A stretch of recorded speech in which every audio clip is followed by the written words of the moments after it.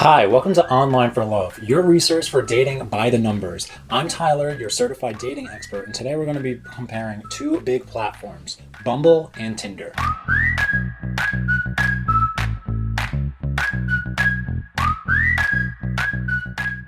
You're probably familiar with both of these websites if you're coming to watch this video, but there are some slight differences and comparisons which makes one a little bit more successful than the other. I'm going to go over 6 very important, crucial points in order to compare each site. User friendliness, success rates and quality of matches, unique features, the cost, the sign-up process, and who is actually on the site. Before we even jump into this, are you sure these websites are the right ones for you? If you jump over to our website, Online for Love, we have an online dating website quiz which helps you decide which website might be the right one for you. Is it Tinder? Is it Bumble? Is it Grindr? Who knows? Go and check it out on Online for Love, link in the description below. Throughout my video, I'm going to use some useful stats and trends which will kind of help me compare which one is winning. Although those stats and trends are only really true in the time of me recording this video. So if you guys want a complete update onto what the numbers are real time, this video is linked to an article down below. And the numbers and stats on the website are constantly updated real time in order to ensure you're getting the best information.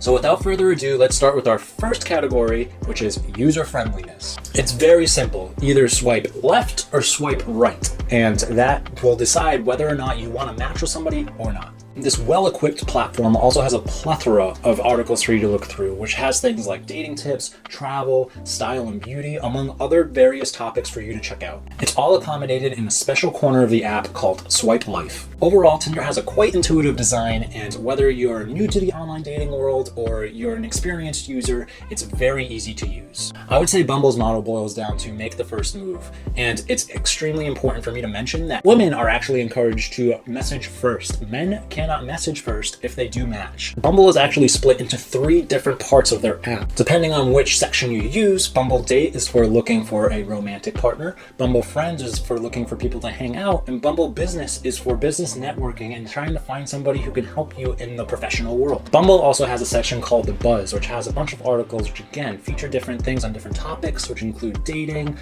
beauty and lifestyle, travel, and much more. I would say that Tinder kind of wins this category because it has a better optimization for mobile users. So now we're going to move on to our next section, the success rate and quality of matches on each of these sites. The amount of success on Tinder or on Bumble really boils down to how you make the profile yourself. Provided you make your profile really well, you can really up your chances, and Online for Love can help you with that.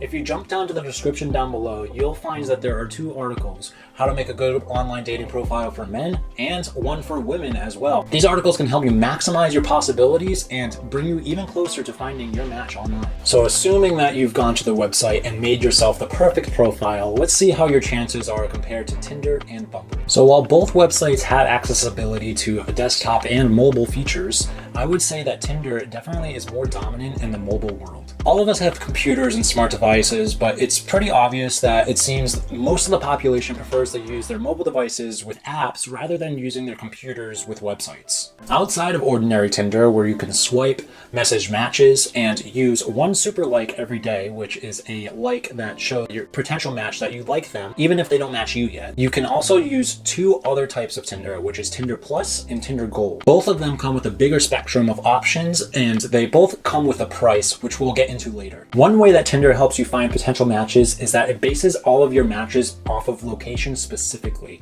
But if you do pay for a membership, you can use their passport feature, which allows you to be able to travel anywhere in the world as if you're standing in that spot and find potential matches in that area. While Tinder has no limits on who makes the first move, it's clear Bumble really prioritizes the ladies. Unlike Tinder, Bumble takes other considerations outside of location to try and find the matches for you. Just like Tinder, Bumble uses a swiping feature, and if both users swipe right on each other, then it's a match. Once a match is made, both parties get a notification and you can look at your match's profile. If you're a lady, then you can choose to message your potential match for a whole 24 hours only. If you don't make that first move, then your match is gone. Men, on the other hand, have no choice to message and have to wait for the lady to make the first move. From a woman's point of view, this is so powerful and unique, and you don't have to be worried about getting a ton of harassing messages from guys like you might be getting on other dating platforms. But on the other hand, if you're a guy trying to use your site, you're really handicapped in what you can do to try and get your potential match's attention. Even the stats seem to favor women as well.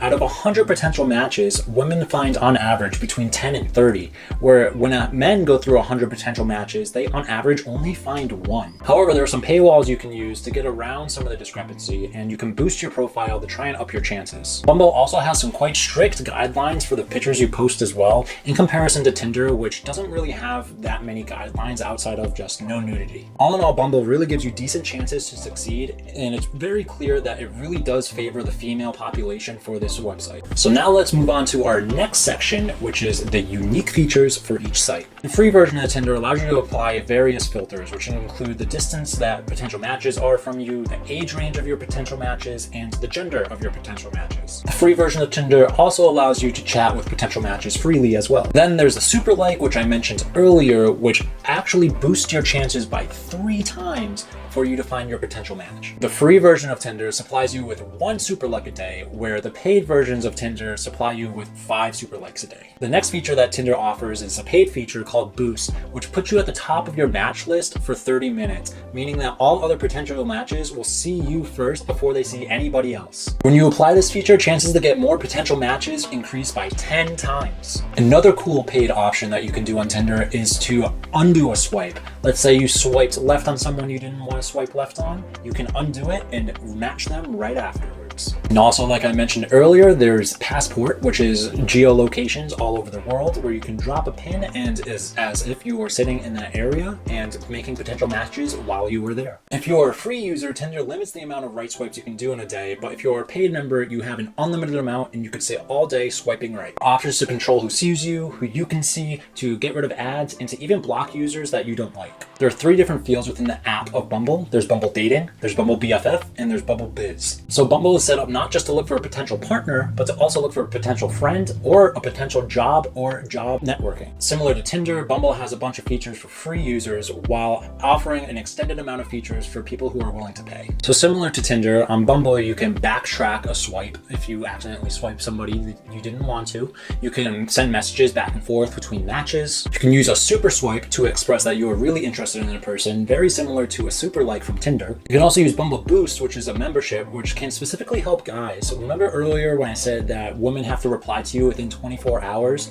Well, Bumble Boost gives you the option to increase that time so that the potential female you are talking to will have longer time to respond to you. Bumble Boost comes with 3 premium features, which is Busy Bee, which allows you to make as many matches as you want within 24 hours. It also comes with Beeline, which shows you all of the people who have liked you, even if you haven't matched them yet. And it also comes with Rematch. Spotlight, as the name suggests, just like Boost in Tinder, allows you to be put at the top of the match list for 30 minutes within your area. In order to use Spotlight, you need to purchase Bumble Coins, which is an in-app currency. What do you think? Do you think Tinder has better features, or do you think Bumble has better features? Let me know in the comments down below, and we'll see who the winner is. Let's jump into our next section, which is the cost of membership for each one of these sites. Tinder Basic is the free version of Tinder, and it does give you a decent amount of options in order to communicate with your potential matches. But if you are interested in getting more out of the platform, there are 2 different types of memberships on Tinder. There's Tinder Plus, and then there's Tinder Gold. Both of which, depending on how old you are different prices. In case you are under 30 and you like to try your luck with Tinder Plus, you'll have to pay $4.99 for 1 month, $17.99 for 6 months, or $27.99 for 12 months. Now, there are higher prices for people who are 30 or older, which really makes me think that Tinder is meant for a younger audience in comparison to other dating platforms. For 1 month, you'll have to pay $17.99. For 6 months, you will have to pay $67.50, and for 1 year, you'll have to pay $90. So for Tinder Gold, again, depending on your age, will determine how much it's going to cost you. For Tinder Gold, for those who are 29 or younger, prices would be $14.99 for 1 month, $52.99 for 6 months, or $82.99 for 12 months. For members 30 years old or older, they have to pay $26.99 for 1 month, $101.52 for 6 months, or $135 for 1 year membership. Bumble is a little bit more simple, as it just has the free membership as well as the paid membership. Bumble Boost, as they call it, costs $10.99 for a week, $24.99 for a month, $54.99 for 3 months, or interestingly enough, you can actually get a lifetime membership for $149.99. Bumble also utilizes coins, which allows you to purchase the super swipe. Coins cost either at $9.99 for 5 coins, $24.99 for 15 coins, or $13.99 for 30 coins. Wanting to simplify things to the core, both sites are very intuitive and hassle-free when it comes to the sign-up process. If you want to join Tinder, you need both an email and a phone number in order to verify your account. After that, you will fill it in with some basic information like your date of birth, your age, and of course the photos you want to use on your profile. Another option that Tinder offers is for you to set up your profile via Facebook. So then whenever you update your photos on Facebook, it automatically transfers them over to Tinder, so you can do it even faster if you want to. Bumble also allows you to sign up your account via Facebook, and it also allows you to connect your Instagram to your account. But if you don't feel comfortable doing so with your Facebook, you can also do it with other methods as well, including a phone number with a verification code. Then you go to the About Me section in Bumble and fill it out in the most presentable way possible. Also like to point out that Bumble has very strict rules into what photos you can upload in comparison to Tinder. They can't be nude photos, offensive photos, photos who don't show clearly who you are, or photos that include kids even. This means that in comparison to Tinder, the accounts on Bumble are much more verified and are more likely to be real people in comparison. So this next section is very important, and that's who is on the site. As far as the stats go, Tinder has 70.43 visits every month. Demographically speaking, the majority of users were from the US with 13.9%,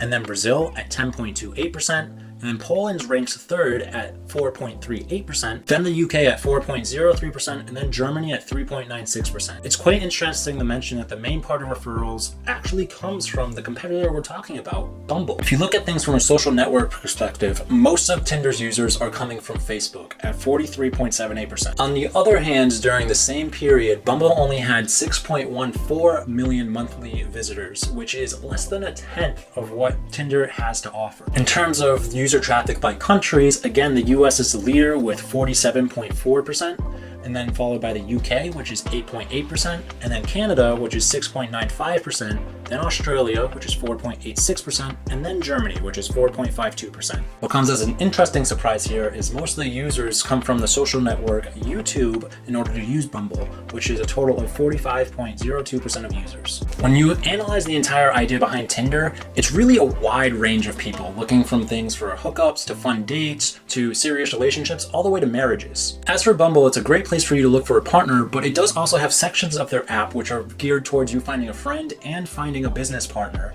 and having them really utilize their user base towards women having to answer first really shows a priority in the female audience. So this brings us to the final verdict. Undoubtedly, whichever one you choose, Tinder or Bumble, they both offer quite a lot. I think I'm going to name Tinder as the winner, and I think the sole reason I'm doing this is because Tinder allows equal opportunity for either the man or the woman in order to make the first move. What do you think? Is Tinder the winner or is Bumble the winner? Let me know in the comments down below. Do you think Bumble is discriminatory towards guys, or do you think that Tinder allows more harassment to happen to women and isn't doing anything about it? I'll see you in the next guide. Happy dating!